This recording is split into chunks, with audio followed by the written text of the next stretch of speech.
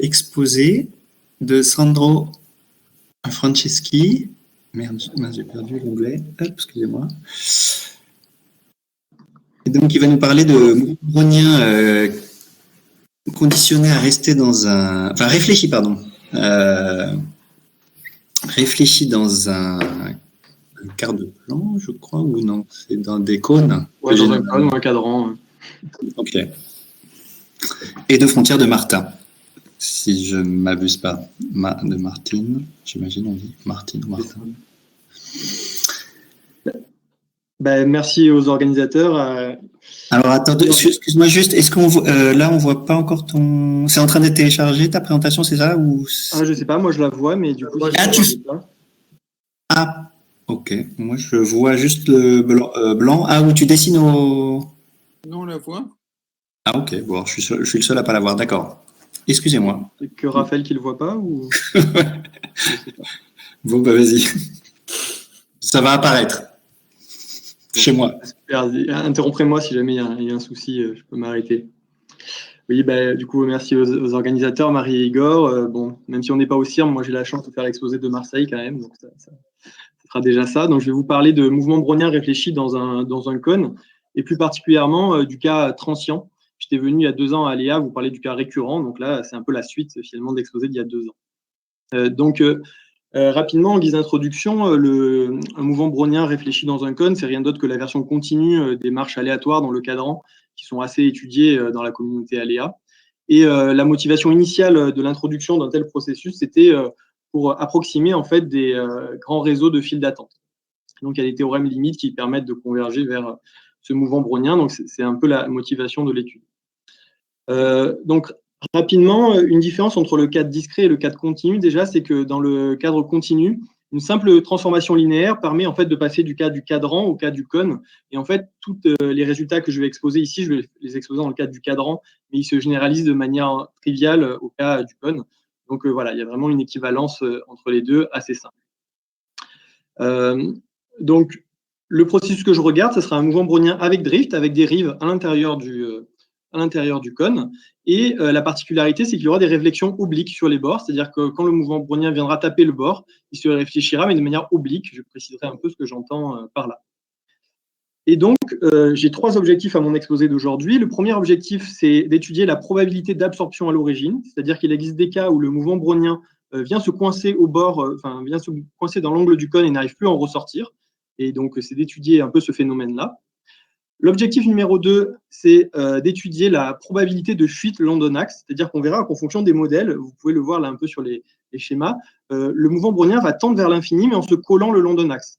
Là, la deuxième figure, c'est juste un zoom de la première figure. Donc, on voit qu'il y a une petite excursion le long de l'axe vertical, et puis le mouvement brownien va finir par partir tout doucement le long de l'axe horizontal jusqu'à l'infini. Et donc, voilà, on va chercher à étudier la probabilité de fuite. Est-ce qu'on part plutôt le long d'un axe ou plutôt le long de l'autre axe?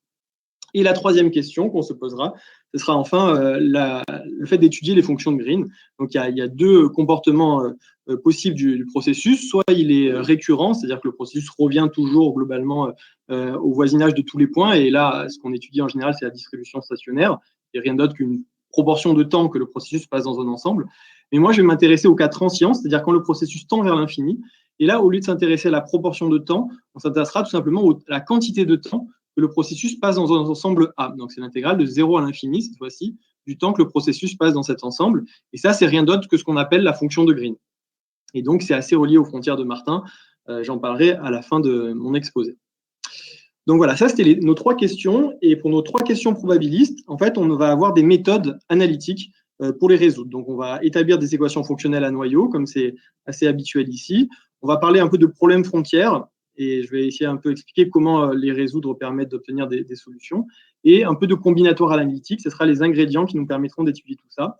Et on va avoir des résultats de 2 types, soit des résultats, des expressions exactes, en fait, des fonctions génératrices, et on aura aussi des asymptotiques des quantités étudiées. Et ce serait possible, mais là, j'en parlerai pas, d'étudier la nature algébrique des fonctions génératrices, et j'en parlerai pas. Alors voilà, une telle méthode, elle a été développée en fait dans les années 70 par Guy Fayol et Malichev, à la base dans le cadre discret pour étudier les marches. Et ici, on va la développer pour le cadre continu, pour le brownien. Donc, du coup, je vais diviser en 3 mon exposé. Tout d'abord, je vais vous présenter le processus et vous parler des 3 questions, la probabilité d'absorption, la question de la fuite de Londonax et des fonctions de Green. Ensuite, je vous présenterai l'approche analytique et je vous présenterai les équations fonctionnelles qu'on obtient qui débouchent sur un problème frontière. Et je vous expliquerai comment on peut obtenir, en le résolvant, des expressions explicites. Et enfin, je terminerai sur la question des frontières de Martin en calculant l'asymptotique des fonctions de Green. Donc, rapidement, pour commencer, mon modèle, je prends un mouvement brownien WT dans le plan de covariance sigma et une dérive mu, tout simplement. Et donc, je laisse évoluer ce mouvement dans le cadran. Et l'idée, pour le réfléchir obliquement, c'est que dès qu'il va toucher un des bords, il va être réfléchi obliquement grâce à une espèce de drift infiniment fort, qui est noté ici LT, qui va s'accroître, qui va être continu, mais qui va s'accroître uniquement lorsqu'on touche le bord. Et en fait, ce processus L, c'est rien d'autre que le temps local sur les axes. Donc là, bon, c'est un peu rapide. Et l'idée, c'est de le réfléchir selon une direction, donc de mettre une matrice R devant ce temps local pour dire, OK, on te réfléchit, mais un peu selon 2 directions différentes. C'est comme ça qu'on va avoir un processus réfléchi obliquement. Voilà, et pour ceux qui connaissent un peu, on le définit, c'est un peu un problème de secours au code. Donc, admettons qu'on a un tel processus. Un tel processus, en fait, n'existe pas toujours pour tout T. C'est-à-dire, comme je le disais, parfois, il peut se faire absorber en zéro. Donc, en fait, un processus va exister pour tout T lorsqu'il va exister une combinaison convexe des vecteurs de rebond qui appartiendra au cône. Donc, on comprend bien que s'il n'y a même pas de combinaison convexe qui appartient au cône, des 2 vecteurs de rebond qui appartiennent au cône, quand on va toucher le coin, on n'arrive pas à en ressortir. Donc voilà, à gauche, vous avez une petite figure où on va exister pour tout T, et à droite, vous avez une figure où les vecteurs rebonds sont vraiment orientés vers l'angle, et du coup, si on touche le coin, on ne pourra pas en ressortir. Et c'est dans ce cas-là qu'on appelle absorption. Donc, on va supposer maintenant qu'on se place dans le cas où c'est possible qu'on se fasse absorber, et on va noter PA, la probabilité d'absorption, A pour absorption, dépendra donc du point de départ Z0.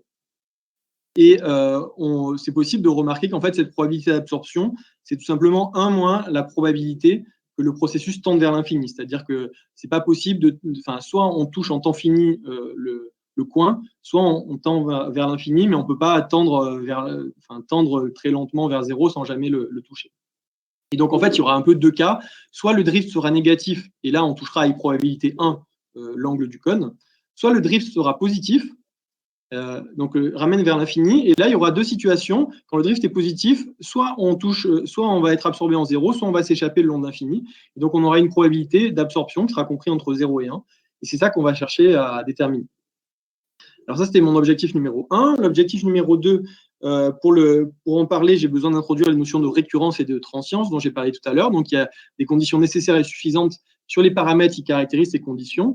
Et là, ce qu'il faut retenir, c'est qu'il y a une compétition entre le drift et les vecteurs de rebond. Donc, par exemple, si vous avez le drift qui est négatif, qui est orienté vers l'intérieur, vous pouvez être récurrent, mais vous pouvez aussi être transient si le vecteur de rebond ici est plus penché que le drift. Là, par exemple, dans ce cas-là, on va partir le long de l'axe des horizontales, on va partir vers l'infini le long de l'axe horizontal. Évidemment, par contre, si le drift est strictement positif, on ne pourra jamais être récurrent, ça ne sera pas possible. Donc, il y a tout un tas de conditions, et nous, maintenant, jusqu'à la fin de cet exposé, on se placera toujours dans le cas transient, en fonction de différents modèles. Donc, dans ce cas transient, c'est possible de tendre vers l'infini de 2 manières. Soit les 2 coordonnées vont tendre vers l'infini, et on va tendre vers l'infini de manière un peu classique, comme un mouvement brownien normal, soit on va tendre vers l'infini le long d'un des 2 axes. C'est ce qui se passe quand l'une des 2 coordonnées du drift est négative. Donc, on va noter P1, la probabilité de fuir le long de l'axe horizontal, comme c'est le cas sur le dessin ici, et P2, la probabilité de fuir le long de l'axe vertical.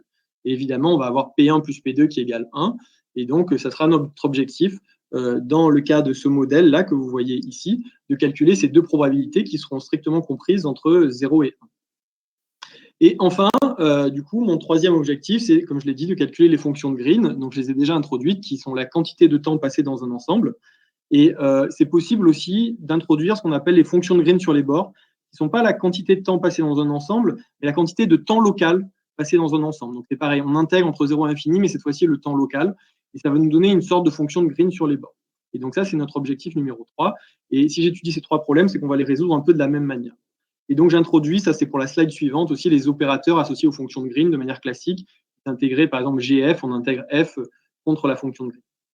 Alors, pourquoi j'introduis ça? C'est que les trois quantités qu'on regarde sont assez fortement liées à des équations aux dérivées partielles avec des conditions de Neumann. Donc, les fonctions de Green, ça ne s'appelle pas fonction de Green par hasard, c'est un peu comme les œufs des pistes. En fait, c'est les mêmes, ce sont des solutions fondamentales de DP. Ici, du coup, vous aurez une fonction harmonique avec L, c'est le générateur du processus. Et sur les bords, par contre, on aura une condition de Neumann oblique, c'est-à-dire que la dérivée, on va considérer la dérivée de la fonction. Donc, les fonctions de Green, c'est les solutions fondamentales des EDP de manière classique. Et par contre, les probabilités d'absorption et les probabilités de fuite, ça satisfait aussi une EDP. Donc, le Laplacien, ou plutôt le générateur de la probabilité d'absorption, c'est 0 et les dérivées sur le bord sont 0. Et là, par contre, ce qui les caractérise, c'est un peu leur limite au bord. C'est-à-dire qu'on comprend bien que si on démarre proche de 0, la probabilité d'absorption, ça sera proche de 1. Et inversement, si on démarre très loin vers l'infini, a priori, la probabilité d'absorption, ça sera assez faible.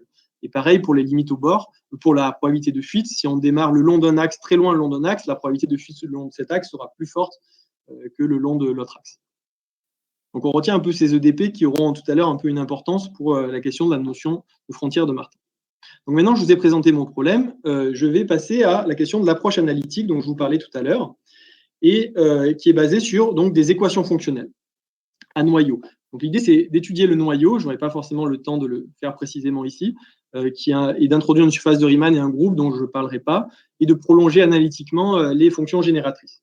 Moi, je vous parlerai ensuite plus précisément de la question d'un problème frontière qu'on va pouvoir déduire d'une équation fonctionnelle, et le fait de le résoudre nous permettra d'avoir des formules explicites pour les fonctions génératrices, et on pourra aussi déterminer l'asymptotique des quantités qu'on a regardées, dont je viens de vous parler.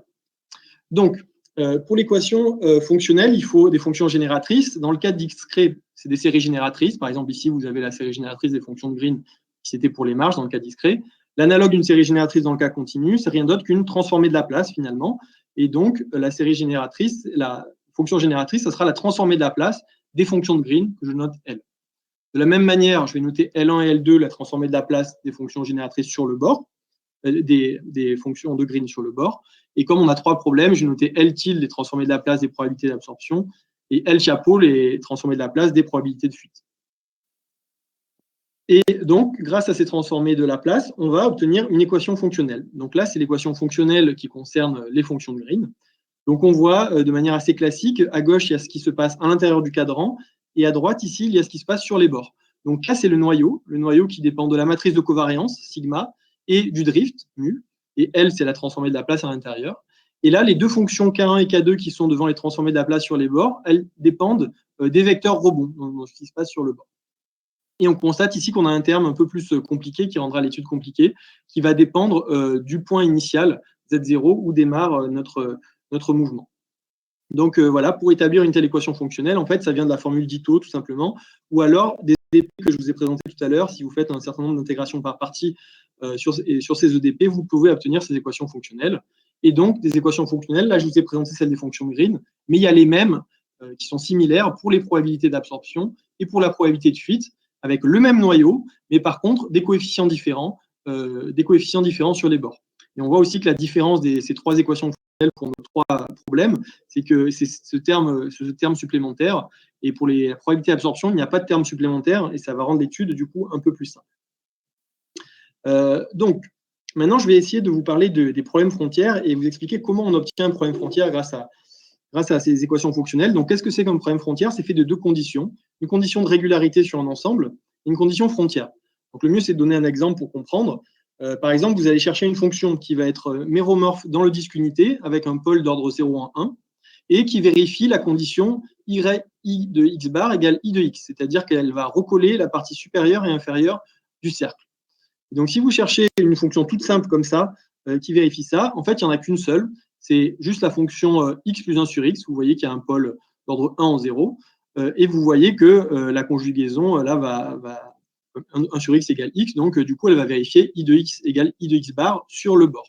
Donc, il y a une seule fonction qui vérifie ça aux constantes additives et multiplicatrices. Et on appelle cette fonction une fonction de collage conforme. Donc, elle est conforme et elle va coller le haut et le bas du cercle. On appelle ça aussi un invariant pour la conjugaison.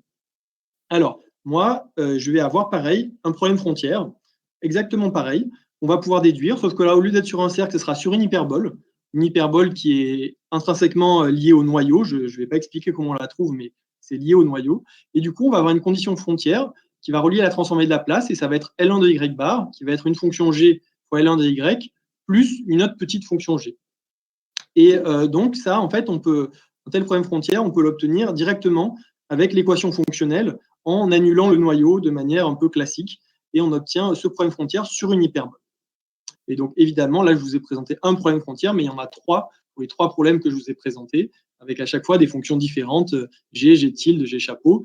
Et en notant encore que pour la probabilité d'absorption, c'est un peu plus simple parce qu'on n'a pas de petits termes constants, et du coup, c'est homogène. Donc voilà, la preuve, c'est en annulant le noyau dans l'équation fonctionnelle qu'on obtient ces problèmes. Alors, comment résoudre ce genre de problème? Alors, tout d'abord, il faut introduire ce qu'on appelle des fonctions de collage conforme, comme la fonction dont je vous parlais tout à l'heure, là, qui collait le cercle. Ici, ça va être un peu plus compliqué. Ça va être en fait une fonction hypergéométrique qui va coller en haut la partie supérieure de l'hyperbole à la partie inférieure de l'hyperbole, qui va la coller pour l'envoyer tout simplement, par exemple, sur le segment 0,1. Donc, il existe une fonction comme ça, on peut l'étudier. En fait, c'est un polynôme de Chebyshev généralisé, croyez-moi, sur parole, et qui est une fonction hypergéométrique.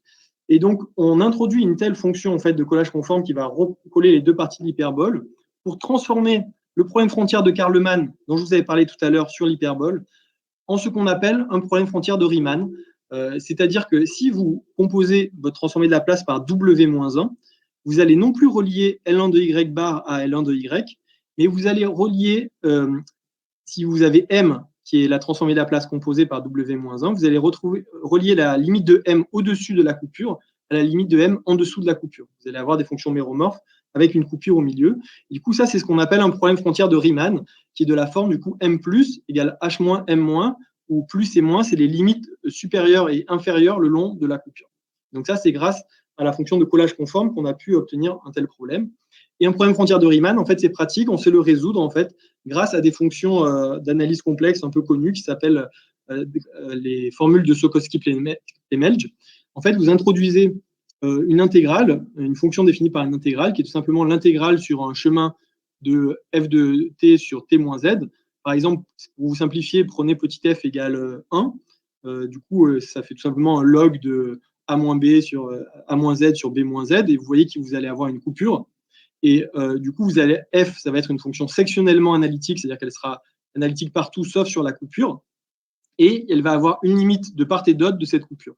Et ces formules, ce qu'elles donnent, c'est f plus moins f moins de part et d'autre de la coupure, ça vaudra juste f. C'est comme quand vous avez le log, là, si vous faites le tour de la coupure, il y a un 2ip qui apparaît parce que vous faites le tour. Là, c'est exactement pareil, juste vous avez un f à la place de la constante. Et en fait, si vous passez à l'exponentielle dans cette formule-là, vous arrivez à résoudre immédiatement ce problème frontière de Riemann dont je vous ai parlé tout à l'heure, qui est de la forme m plus égale h moins m moins. Et donc, du coup, on a une formule sous cette forme-là, m égale exponentielle de l'intégrale dont je vous parlais tout à l'heure. Et donc, avec cette méthode, on obtient des formules un peu moches, je l'admets, mais explicites pour toutes ces fonctions génératrices. Donc là, on a L1 qui est la transformée de Laplace, et on obtient une formule explicite pour cette fonction génératrice. Je vous ai passé quelque chose sous le tapis, c'est la question des pôles, on n'en parlera pas, donc c'est encore plus compliqué que prévu, mais on l'obtient de manière explicite, et si on inverse ces fonctions génératrices, on obtient du coup la probabilité de l'absorption. Et évidemment, je ne montrerai pas les formules, mais on peut obtenir des formules similaires pour les probabilités de fuite et les fonctions de Green, mais encore plus compliquées parce qu'on avait des problèmes non homogènes, alors que là, on avait un problème homogène. Alors, donc là, j'ai été un peu vite et c'est des formules un peu moches et compliquées, mais pour vous rassurer, c'est possible d'avoir des résultats relativement simples et très exploitables de ça. Donc, par exemple, si on se place dans le cas d'une covariance identité, et si le mouvement brownien part de l'origine, ça va être possible de calculer la probabilité de fuite le long de l'axe des abscisses. Vous vous souvenez quand le mouvement brownien part vers l'infini en restant collé à l'axe. Et là, vous voyez qu'il y a une formule très simple qui va dépendre des paramètres très explicites en fonction de R, du drift mu, etc. Et donc, on va arriver à calculer une petite formule toute simple et qui fait plaisir par rapport aux formules compliquées précédemment. Un deuxième exemple très simple qu'on arrive à déduire, c'est pour la probabilité d'absorption. En fait, elle va être exponentielle, c'est-à-dire que la probabilité d'absorption va avoir cette forme, va être égale à exponentielle Z0V, où Z0 c'est le point de départ et V c'est juste un vecteur, si et seulement si les vecteurs de rebond sont opposés, comme on le voit ici sur le schéma. Donc, on arrive à dégager un certain nombre de formules simples probabiliste assez joli au final, même si au départ, on partait de quelque chose de compliqué. Alors, maintenant, rapidement, pour ma dernière partie, je vais vous parler des frontières de Martin et donc d'asymptotique de fonctions de Green. Ça revient un peu au même. Donc, l'idée, c'est de calculer l'asymptotique des fonctions de Green quand on tend vers l'infini. Là, on est en coordonnées polaires. On fait tendre R vers l'infini et alpha vers un certain angle. Et la méthode pour déterminer cette asymptotique, c'est assez classique. Ça va être utiliser des lemmes de transfert. On va déduire l'asymptotique des singularités et utiliser la méthode du point-colle. Alors, très rapidement, qu'est-ce que j'entends par lemme de transfert et par méthode du point-colle? Je ne prétends pas la donner des exposés, des énoncés très complets et précis, mais la lemme de transfert, c'est rien d'autre que quelque chose qui relie la singularité d'une fonction génératrice à l'asymptotique. Donc, vous voyez là, par exemple, que si la transformée de la place a une singularité d'ordre k en a, alors l'asymptotique sera une décroissance exponentielle en a et aura un exposant critique en k-1. La méthode du point-colle, pareil, l'idée, c'est de calculer l'asymptotique d'intégrales qui ont typiquement cette forme, et quand l'exposant f a un point critique, alors vous aurez pour la fonction initiale, vous aurez pour l'intégrale une asymptotique sous cette forme-là, avec un x puissance moins 1,5, qui est typique de la méthode du point-colle. Donc, ça, c'est juste pour vous donner une idée graphique de comment obtenir les points-colle et les pôles. Si vous prenez l'ellipse qui sont les points réels qui annulent le noyau, on voit qu'on va maximiser certaines quantités, par exemple pour obtenir le point-colle. Pour ceux qui connaissent un peu, ça fait penser à de la combinatoire analytique à plusieurs variables, fait de manière un peu naïve à la main. Donc ça, c'est juste pour vous donner une idée de comment on trouve ce point-colle et ça. Alors, le résultat, au final, c'est qu'on va obtenir l'asymptotique des fonctions de Green, qui sera sous cette forme-là, R puissance kappa exponentielle moins R fois un taux de décroissance. L'exposant critique kappa, il va prendre ses valeurs typiques, moins 3,5, moins 1,5, 0 ou 1, qui sont des valeurs qu'on revoit assez souvent. Et le taux de décroissance, il va venir des pôles ou du point-colle, comme j'expliquais. Alors maintenant, on voit que en fait, cette décroissance, cette asymptotique, elle va dépendre des modèles, et en fonction des modèles, elle va par exemple être toujours donnée par le point-colle, parfois elle va toujours être donnée par les pôles, et parfois, en fait, en fonction de la direction dans laquelle on tend, en fonction de la direction dans laquelle on cherche l'asymptotique, l'asymptotique pourrait être donnée soit par le point-colle, soit par le pôle, soit par exemple par un autre pôle. Donc, du coup, on a un peu des phénomènes de phase, des phénomènes critiques, et c'est assez intéressant, et ça va se retraduire un peu dans la frontière de Martin. Alors, si vous ne savez pas ce que c'est une frontière de Martin, je vais essayer de vous l'expliquer de manière relativement simple. Donc là, on a une fonction harmonique avec condition de Dirichlet, de manière très classique, et on sait de manière classique que la solution probabiliste d'une telle équation, c'est U de x égale l'espérance de f de x tau, où x tau, c'est le processus arrêté au premier temps où il touche le bord. Tau, c'est le premier temps où le processus touche le bord. Donc ça, c'est quelque chose d'assez classique qu'on voit en probabilité. Et il faut savoir, en fait, ça c'est peut-être un peu moins classique déjà, que la distribution de x tau, c'est rien d'autre que la dérivée des fonctions de Green sur le bord. Donc déjà, on voit que la distribution là, de ce f de x tau, c'est la dérivée des fonctions de Green sur le bord. Alors, on peut un peu complexifier et avoir des conditions mixtes. C'est-à-dire qu'on peut diviser le domaine en deux. La moitié du domaine, on peut le faire absorber, et l'autre moitié du domaine, on peut le faire réfléchi. Donc, on va avoir des conditions de Dirichlet ici sur cette moitié du domaine, et sur la moitié du domaine où c'est réfléchi, on aura des conditions de Neumann, c'est-à-dire que la dérivée de la fonction sera égale à 0. Et donc là, le même théorème s'applique encore cette fois-ci, mais avec le brownien réfléchi. Et donc, vous avez exactement la même formule que dans la slide précédente. Et donc, l'idée de la frontière de Martin, c'est de faire tendre vers l'infini cette partie absorbante, d'une certaine manière. Et en fait, on va voir que c'est ça qu'on a dans le cadran. Dans le cadran, vous pouvez imaginer que on a des réflexions sur les deux bords, comme je vous ai présenté, mais le problème, c'est que c'est non borné. Donc, vous n'avez pas de bord à l'infini. Donc, l'idée, ça va être de compactifier le cadran pour faire apparaître ce qu'on appelle une frontière de Martin. Et quand le processus là, qui va bouger, il va tendre vers l'infini, on va essayer, entre guillemets, de trouver où et comment il tend vers l'infini et vers quel point de cette frontière de Martin qui sera la frontière de se compactifier.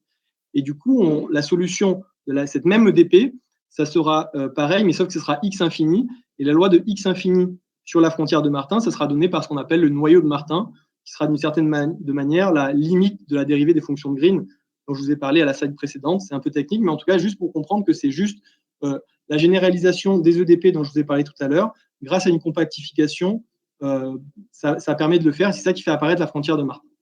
Donc, pour vous illustrer ça, sur mon problème, qu'est-ce que ça donne? Alors, quand la frontière de Martin est triviale, ça veut juste dire qu'il n'y a pas de fonction harmonique à part les fonctions constantes. Mais par exemple, dans le cas où le processus s'échappe le long d'un axe ou le long de l'autre axe, la frontière de Martin elle va être réduite à 2 points. Et ces 2 points, qu'est-ce que ça sera? Ce sera tout simplement les 2 endroits où le processus peut tendre vers l'infini. Donc, soit le point ici, un point à l'infini de ce côté si le processus tend le long de l'axe des x, soit un point à l'infini de ce côté si le processus tend vers l'axe des y. Et donc, les seules fonctions harmoniques, ce sera les probabilités de fuite. En fait, ça en fait qu'une parce que P1 plus P2 égale 1. Donc, ça sera les probabilités de fuite et il y a 2 points à la frontière de Martin. Et voilà, et donc pour terminer, je vous donne juste une slide pour vous donner une idée de la tête des frontières de Martin en général en fonction des cas. Ça peut parfois être homéomorphe à l'ensemble des angles entre 0 et pi sur 2. Parfois, ça peut être un angle un peu plus petit, ça peut être homéomorphe à un ensemble d'angles un peu plus petit. Parfois, c'est 2 points, comme je viens juste de vous parler, lorsque ça fuit le long d'un des deux bords, la frontière de Martin, ce sera 2 points. Et parfois aussi, ça peut être juste un point, une frontière de Martin triviale. Voilà, je vous remercie pour.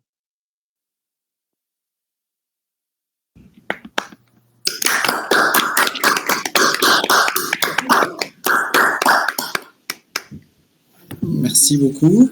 Est-ce qu'il y a des questions? Moi, j'en ai une. Le support finalement de la frontière de Martin, est-ce que lui, il est explicite en fonction des paramètres? Le support, c'est-à-dire le support. C'est-à-dire là, quand tu as les angles de fuite. Oui, alors attends, j'essaie de mettre la diapo d'avant. Voilà. C'est-à-dire là, ces angles-là, là? Oui, c'est ça, oui. Oui, c'est possible de les calculer explicitement. En effet, ils dépendent des angles de rebond, c'est possible de les calculer explicitement. D'accord. Par des formules relativement simples ou oui, par des formules pas si moches que ça, en fait.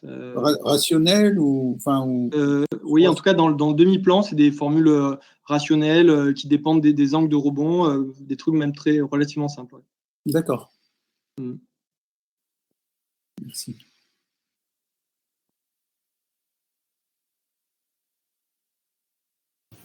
Ok, il n'y a pas d'autres questions dans le chat.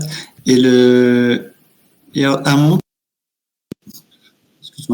tu as parlé de transition un peu de phase, mais c'était dans une partie technique, disons, entre qu'est-ce qui dominait dans les asymptotiques là, de la fonction de Green. Mais est-ce qu'il y a une manière un peu, est-ce qu'il y a sous-jacent quelque chose de probabiliste c'est un peu compliqué, justement. Parfois, on arrive un peu à avoir quelque chose de sous-jacent probabiliste. Par exemple, comme je l'ai expliqué avec les probabilités de fuite, on comprend, par exemple, il y aurait peut-être 2 pôles et du coup, la frontière de Martin serait réduite à 2 points. Donc, parfois, il y a une interprétation probabiliste, mais parfois, en tout cas, moi, j'en connais pas, donc ça dépend un peu des cas. Voilà, parfois, ça se traduit sur une propriété trajectorielle. Hein, on voit. C'est pour ça que j'ai insisté justement sur la seule propriété trajectorielle où on voyait bien ce que ça faisait quand on tend le long d'un angle. Mais parfois, quand on tend vers l'infini, on a un peu du mal à voir comment le traduire. Quoi. Ok. Mais c'est un truc que j'ai raté, c'est ça. Ces diagrammes-là, ils correspondent. Il y a une correspondance avec tes derniers. Oui, il y a une correspondance, mais c'est que bon, c'était un peu trop rapide, mais c'est qu'en fait, pour la frontière de Martin, elle est obtenue grâce à l'asymptotique des fonctions de Green. En fait, si on prend l'asymptotique des fonctions de Green, ça nous donne directement la frontière de Martin. Ça nous donne en fait un peu la distribution de ce x infini. Là, vous voyez que quand j'ai essayé d'expliquer, quand on part vers l'infini, ce x infini, il est distribué selon les fonctions de Green, si on fait tendre les fonctions de Green vers l'infini. Donc c'est pour ça que l'asymptotique, le schéma juste avant, correspond en fait totalement à ce dernier schéma, quoi. À peu près. Et donc les points cols, là, mais est-ce que la correspondance, c'est que quand l'asymptotique est donnée par le point col, c'est qu'il n'y a pas de frontière de Martin? Non, au contraire, quand l'asymptotique est donnée par le point col, ça va être, par exemple, tout là, ça va être le point col. Et par contre, ici, là, sur les bords, ça sera au contraire un seul point, en fait. Un seul point qu'on peut mettre ici, du coup, mais là, tout là, l'asymptotique est donnée par le point col quand il y a ce trait bleu. Quand il n'y a pas de trait, c'est qu'en fait, elle est donnée par uniquement le point col, uniquement un pôle, et du coup, ça sera un seul point, en fait. Donc, Il y a une question de Vladi, question technique. Il y a pôle, col et zéro aussi, ou jamais de zéro? Il y a rarement des zéros parce qu'on a transformé de la place, mais après ils peuvent apparaître parfois lorsqu'on prolonge. Mais en tout cas, c'est essentiellement les pôles qui donnent le comportement asymptotique. Après, parfois, des zéros peuvent apparaître, mais quand on prolonge sur la surface de Riemann, dont je n'ai pas parlé, donc c'est un peu plus compliqué. Mais, voilà. Ok. J'ai une question. Vas-y. Oui. Tu avais calculé la probabilité invariante dans le cas récurrent positif. Ouais. Et donc, déjà, alors je me demande si déjà les formules, elles étaient plus simples que pour les fonctions de Green dans le cas transient, ou elles étaient plus explicites ou pas, enfin. Elles étaient un peu plus simples parce que là, pour les fonctions de Green, c'était un peu rapide, mais on avait un problème homogène pour la distribution stationnaire, alors que là, on a un problème inhomogène pour les fonctions de Green. Donc, en fait, c'est beaucoup plus compliqué pour les fonctions de Green. On a quand même une formule explicite qui est encore plus moche. Déjà, c'était pas très beau pour la distribution stationnaire, mais c'est pour ça que j'ai essayé de m'attacher à présenter quelques exemples où, par exemple, comme là, où en fait, on a des résultats très simples. Le cas général est très moche, si vous voulez, mais on arrive à trouver des sous-cas qui sont relativement explicites. Mais le cas général est encore plus moche que pour la distribution stationnaire. D'accord. Et donc, en fait, si on fait le schéma, il reste le cas récurrent nul que tu as. Alors, c'est ça que tu. Enfin, est-ce que c'est quelque chose que tu songes à étudier ou, enfin... Je ne l'ai pas encore fait, c'est quelque chose que j'ai dans la tête, mais pour l'instant, je n'ai pas encore de piste. Enfin, je n'ai pas encore commencé concrètement à m'y intéresser, mais c'est vrai que c'est du coup un des cas que j'ai pas à traiter quoi, pour l'instant. Mais en effet, c'est une possibilité pour l'avenir. Je n'ai pas commencé encore. D'accord. Merci. Et juste une chose, dans le cas récurrent nul, normalement, oui, non, j'ai une bêtise. Oui, non, c'est bon. Pardon. Excuse-moi. Merci.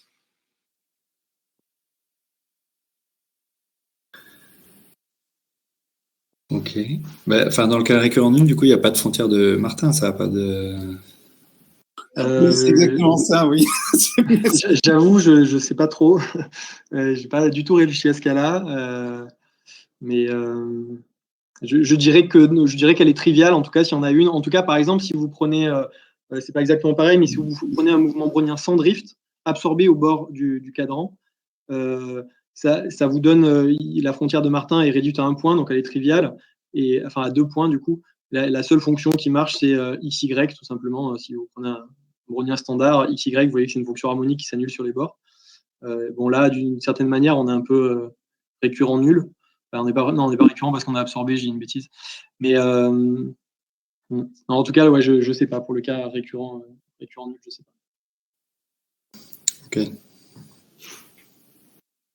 Ok, bon, écoute, merci beaucoup. On remercie encore. Merci beaucoup. Bon.